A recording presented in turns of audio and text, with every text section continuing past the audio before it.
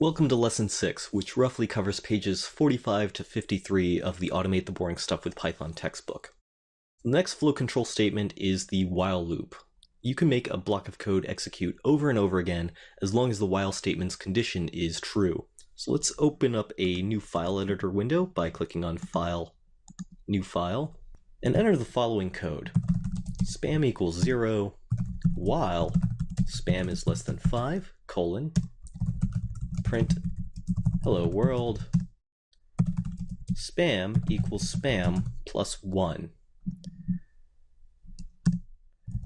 And we can save this as whileexample.py. And when you press F5 to run it, the string hello world will be printed 5 times. This is because spam starts off as 0, and as long as the condition spam is less than 5 is true, the while loop will keep looping. Inside the while loop, the spam variable is increased by 1, and at the end of the loop, the execution jumps back to the start of the while statement and rechecks this condition, and if it's still true, it enters the block again. So this is why the block runs 5 times, because after the 5th time, spam is set to the value 5, and the while loop's condition 5 is less than 5 would then be false, so the execution just continues on with the rest of the program. When the execution runs through a loop, we call that an iteration. So we say that this while loop iterates 5 times. On each iteration, the spam variable was increased by 1. So let's compare while and if statements. So while statement looks similar to an if statement. You can see right here, here's the original code on the right, and here's the same code except with an if statement instead of a while statement on the left. The difference is in how they behave. At the end of an if block, the program execution continues on with the rest of the program. But at the end of a while block, the execution jumps back to the start of the while statement and rechecks that condition. So if the condition is still true, then the execution re-enters the while block. It keeps doing this and looping around through this code until the first time that this condition is false, and then it continues on with the rest of the program. So let's try writing a new program. Open up a new file editor window and type in the following code. Name equals blank string, while name does not equal your name, colon, print, please type your name. Name equals input, then go back to the original indentation and have print thank you. I'm going to save this as yourname.py and press F5 to run the program. So at the very start, the name variable has been set to the blank string. This means that this condition is true because blank string does not equal your name. So now we are here, we've printed out please type your name, and the program is waiting for us to type in some code. So I'm going to type in my name, Al, and it's printed out please type your name again. This is because at the end of this block, the execution has jumped back here and rechecked this condition.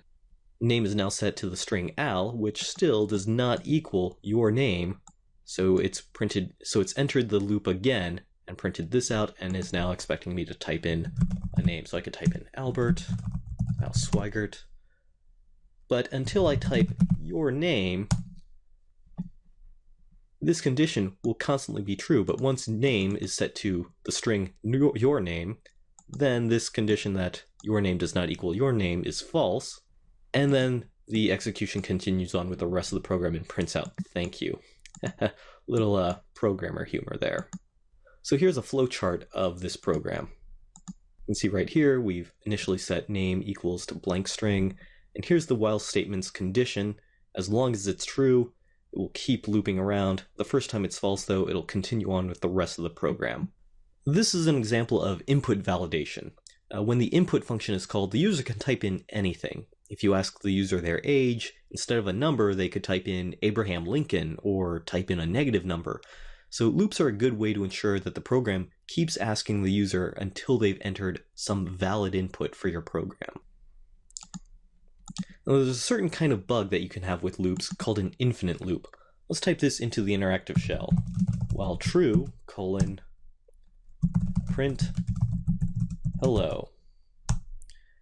In the interactive shell, you can end a block by entering a blank line. So once I enter this blank line, this code will execute.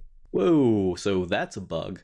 So since the condition is always true, because the value true always evaluates to the value true, so this loop keeps looping forever. So if you ever get stuck in an infinite loop like this, just press the Control-C hotkey. This will cause a keyboard interrupt error to happen in your program, and it causes your program to crash and stop immediately. There are two new kinds of statements that can go inside of a while loop: break and continue. The break statement causes the execution to immediately jump out of the loop. It doesn't even check the condition again, it just immediately goes to the first line after the end of the loop. So we can change our program to look like this. Instead of this condition, we can just make this an infinite loop by typing while true. And after here, we can add if name equals your name. And if so, break. So just like before, this program asks the user to literally type in your name, and it will keep looping until you do. In this program, however, we don't break out of this loop when this condition is false, because it'll never be false. True will always evaluate to true. So instead, what we have is we have a if statement which checks if name is equal to your name, and if so, it executes this break statement. And it's this break statement that causes the execution to immediately jump out of this loop and then continue on with the rest of the program and print out thank you. Here's a flowchart for this modified program that we've made. You can see it still has a loop. In fact, this is an infinite loop. This condition true will never be false, so I've added this X right here. This path will never happen.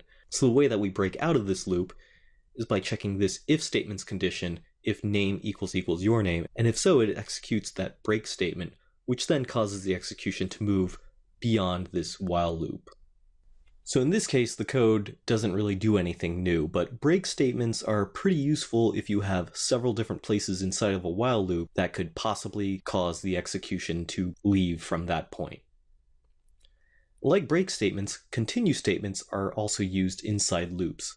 When the program execution reaches a continue statement, the execution immediately jumps back to the start of the loop and reevaluates the loop's condition. Let's create a new program really quickly. That says spam equals 0, while spam is less than 5, colon, increment spam by 1. We have this one if statement here that checks if spam is equal to 3. In that case, we'll execute a continue statement. And then after that, print spam is, and we'll just display the value of spam. Actually, since this is an integer, we're going to have to get the string version of that before we can do string concatenation with spam is. So I'm going to save this and then press F5 to run it. You can see the output is spam1, spam2, and then spam3 is missing. That's because on that iteration, when spam is set to 3, this condition is true, and the continue statement is executed. So when continue is executed, the execution immediately jumps back to the start of the while loop. So in that case, this print function call never happens. And so that's why you see spam is, whatever the value is, for everything, except in that case, spam was equal to 3, because we hit this continue block, and so we didn't reach this part, we just immediately went back to the start. To recap, while statements are similar to if statements, except that once the execution reaches the end of a while statements block, it jumps back to the start and rechecks the condition. If you ever get stuck in a loop, or you just want to quickly terminate your Python program, you can just press Control-C. A break statement will cause the execution to immediately leave the loop without rechecking the condition. And a continue statement will cause the execution to immediately jump back to the start of a loop and recheck the condition.